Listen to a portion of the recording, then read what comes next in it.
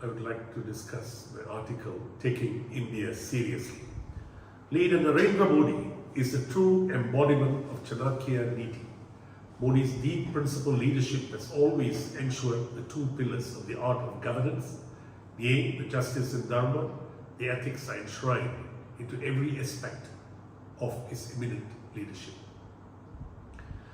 PM Narendra Modi's vision has energized the entire youth of the country to aspire higher and achieve greater goals, motivated the entire population to participate in national programs delivering social advancements benefiting generations to come, reaching the innermost corner of the country. India's inspiring leader, Shri Narendra Damodaras Modi, has unleashed new energy and inspiration into execution. The overwhelming majority that his party, the Bharatiya Janata Party, commands in Parliament as part of the National Democratic Alliance made it possible for PM Modi to reinvent India as one of the world's economic superpowers. To me, PM Narendra Modi is the re-emergence of the late Sardar Vallabhbhai Patel, the Iron Man of India. If Dr. Manmohan Singh was the best finance minister ever, Prime Minister Modi is the best Prime Minister India ever had. Atash Astra, Economic Administration, Nitish Astra, Foreign Affairs, and Daniti, Political Science, is reflected in every aspect of nation building.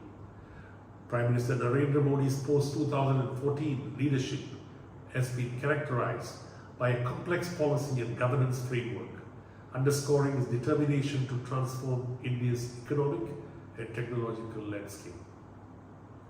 Simultaneously, his administration has strived for equitable social advancement through initiatives targeting sanitation, financial inclusion, healthcare, and poverty alleviation. During his tenure, the government has built 110 million toilets, which has brought about a sanitation revolution in India. Millions have been lifted out of poverty. Today, almost all Indian villages enjoy electricity. Millions of bank accounts have been opened for the poor and have brought in rupees 90,000 crores as a deposit. India has a functioning national identity card system. The government has provided rupees 7.3 lakh crores for 439 schemes directly through citizens' bank accounts. Small business loans have been given to more than 180 million beneficiaries. The National Public Health Insurance Scheme aims to provide free access to coverage to low-income earners. It covers almost the whole of the bottom half of the population. There are also insurance programs for farmers to provide relief for crop damage. Prime Minister Modi draws his power from spirituality. His charisma is evident on the world stage. I was initiated by Swami Gahananandji in 2005, the 14th president of Ramakrishna Mission, and who later introduced me to Swami Atmeswaranandaji, who was also the spiritual guru for Prime Minister Modi. Prime Minister Modi has worked hard to get the spotlight for India on a global stage and has succeeded immensely. His red carpet welcome in the United States and Europe is testament to the fact that India has arrived. Brand India has undergone a total transformation where every Indian is proud of, and the spirits reflected in the diaspora. Since 2014, Prime Minister Modi's leadership has been marked by a notable focus on intricate policy and governance structures. He has done enough in the short time frame. India needs him for the next 15 years, and if so, India would be an economic and political superpower. I have no doubts PM Modi will realize Swami Vivekananda's faith in India's potential. I was introduced to the ideology of BJP by Dr. L.M. Singhvi, former Rajya Sabha member, and Mr. Arun Jaitley, the late finance minister, who later introduced me to Mr. Vajpayee, who was then the party president. One common thread among these BJP leaders was that of focus on the nation's development. Clearly, a path chosen by Prime Minister Modi reflected in the introduction of initiatives such as Make in India, Digital India and Startup India highlight his determination to promote economic growth, technological advancement and entrepreneurship. These policies aim to transform India into a global manufacturing hub, digitize services for citizens and cultivate an environment conducive to innovation are showing visible results. On balance, India is charging ahead. Prime Minister Modi's watch and stern actions against legacy of past problems such as corruption and bureaucratic inefficiencies are showing good results. My good friend and mentor, Professor M.G.K. Menon, would have been the happiest person to see Chandrayaan-3 mission makes India the first country to reach the lunar South Pole polar region in one piece. This credit goes to PM Narendra Modi, Mr. Somanath and his team of scientists. They did it at such a low cost. I was fortunate in meeting Sri Vishnu Dalmia, the president of VHP, Rusi Lala, co-founder of Center for Philanthropy, and Dr. V.K.R.V. Rao, the founder of Delhi School of Economics, at my 23 years of age, and began to have a love for India since then. All Indians around the globe should really be proud that a low-profile, visionary entrepreneur like Mr. Gautam Adani has created history by being the 5th richest man in the world. To my understanding, Mr. Adani, nation building means transforming India's coastline by building a string of ports and logistics hubs.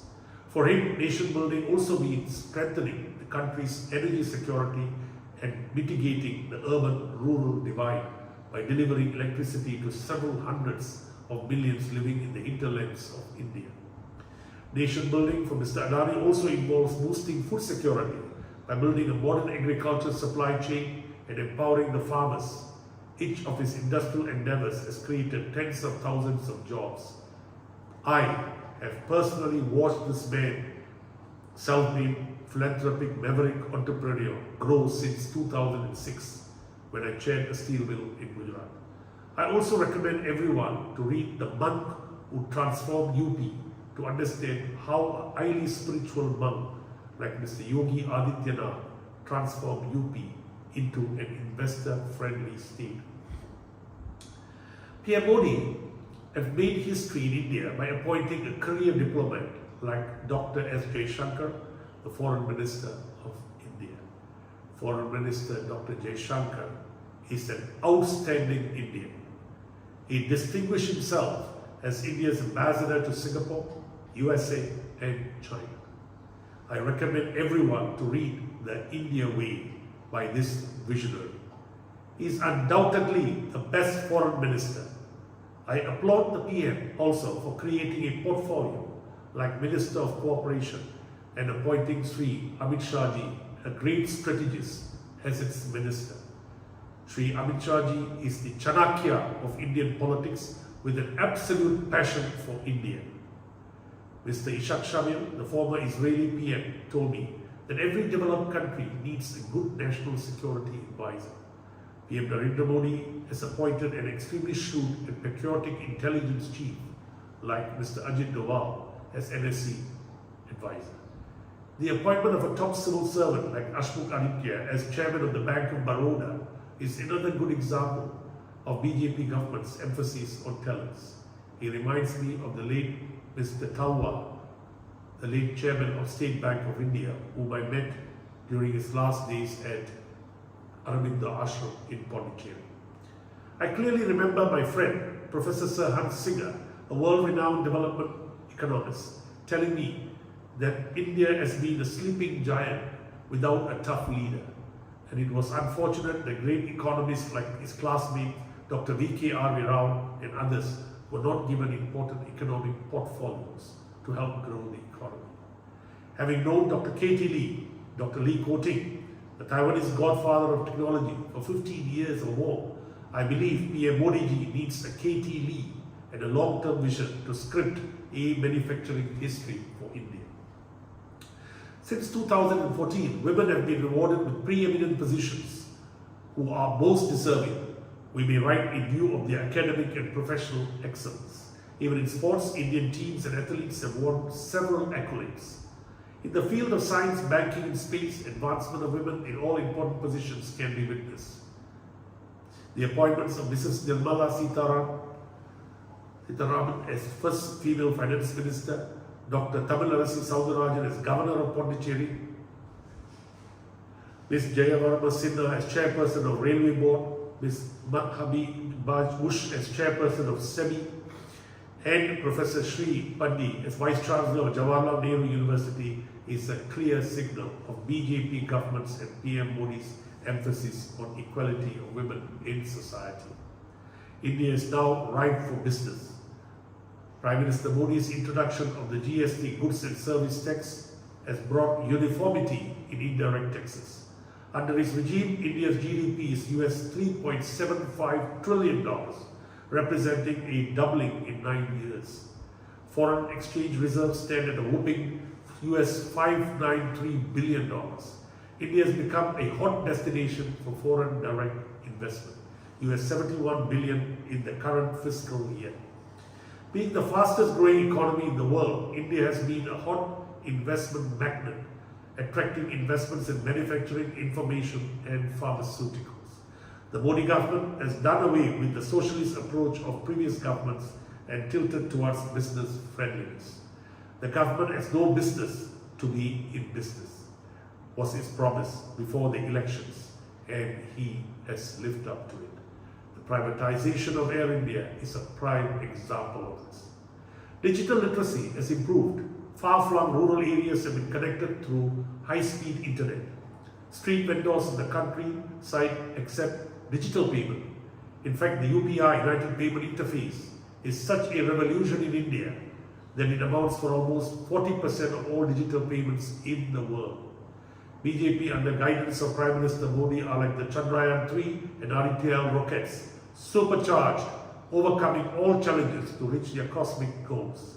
Surging ahead with Vasudev Kutumbakam is winning the hearts and minds of the people of Bharat and the rest of the world to the beautiful understanding and acceptance that we are all part of one family. This is a great impetus for all of us to think and grow with the shared responsibility.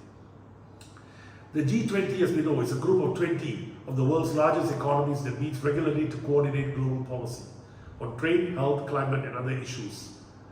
The G20 summit has been a huge success because all 20 members signed off to a statement that condemns the bridging of territorial lines and supports related United Nations declarations. India as a host nation managed to pull off something unprecedented. The African Union is now a full member of the G20 Plus, on par with the European Union, courtesy India. Africans have long rightly called for more representation in global economic and political governance. This may emerge as the summit's most substantive achievement. The entire BJP government and Chief Coordinator Harshvardhan Shringla must be credited for the excellent G20 organization. The world has started taking India seriously. The youth of India will understand that foreign policy from the events organized in all states of India. Now, what India offers is its long-term potential and ample opportunities. It is essential for foreign investors to move into India before their rivals do so. The time to invest in India is now. German and all other European companies, including their SMEs, given their astute knowledge of investment potential, should look at India seriously. To wait would be too late. Sanatan means timeless. Dharma denotes wisdom. This is a principle-based holistic living. It denotes taking care of ecology and living cordially with others and respecting diversity in ways of life and living. It is a thoughtful life and living. I quote Pandit Sri Ram Sharma. Not to create hindrance while someone is doing something good is also a kind of service. I remember Dr. Alvin Winsenius, Chief Economic Advisor to Singapore from 1961 to 1984, who was my character referee, telling me that developing countries need pragmatic leaders. In my opinion, PM Modi is the most pragmatic and charismatic leader interested in making India an economic powerhouse and being a helpful friend to all countries in the world. India's robust economic reforms, a vast consumer base, young and vibrant workforce, rapidly growing digital and transportation infrastructure, strong protection of IP rights, transparent judiciary, and a thriving startup ecosystem make it a highly attractive and business-friendly destination for investors seeking growth and opportunities. Prime Minister Modi reminds me of the commentary by Swami Vivekananda on Patanjali, Yoga Sutra, page 111.